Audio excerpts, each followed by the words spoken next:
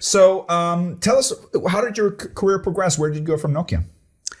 Well, first, of course, my career in Nokia lasted very long. You probably went through several projects in different roles. Oh, yeah, definitely. From project controller, then a wonderful person called Silvia Commessati, who was CFO for Nokia Italy, asked me to join her team in finance. And within a couple of months, it was clear that that was not going to be my future. And I remember... I would have guessed. I remember Silvia. I mean, we got along really well together. And I remember I would go to Silvia, I have to tell her that I really want out of finance and control.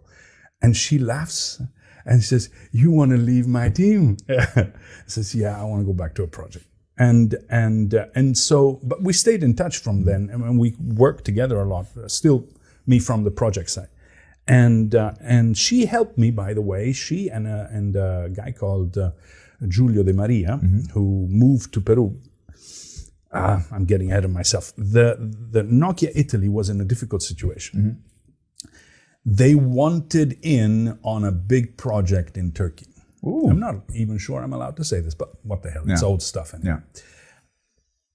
And this was for TIM, Telecom Italia Mobile. And TIM, I don't know how formally, I wasn't certainly even party of the talks, informed Nokia that if they want to participate to the bid for the huge, big deal in Turkey, they need to help them out with this small deal that nobody wants in Peru. And so who gets the small deal that nobody wants? Yours truly. Cool. Yeah.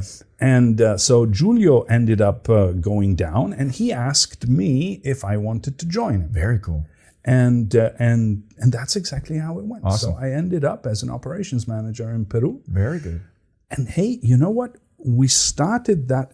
There was no Nokia networks there. There was no Nokia office. So the first greenfield. Absolutely greenfield. Awesome. I love greenfield. It was absolutely exciting. No subcontractor structure to talk of. Yeah. We started by opening a bank account. Yeah. So bank account and finding a lawyer. So everything you do matters. Yeah, awesome. Absolutely. It was very exciting. Very exciting. I really loved it. I loved the project. The project was really exciting, but I must tell you the truth, I love the people. I really loved the people there. Yeah. We created a big team in a very short amount of time, and it was so unified. So there was really this sense of we're in this big thing together. We're doing something that will change.